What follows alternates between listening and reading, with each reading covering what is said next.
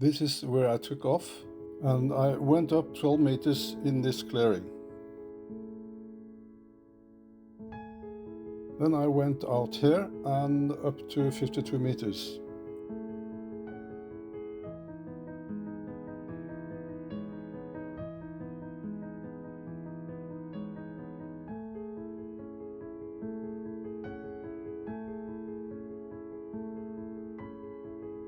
What is interesting to see is that when coming back, it's not going to the clearing right above the home point, but it descends to going back almost identical path to the one I took out.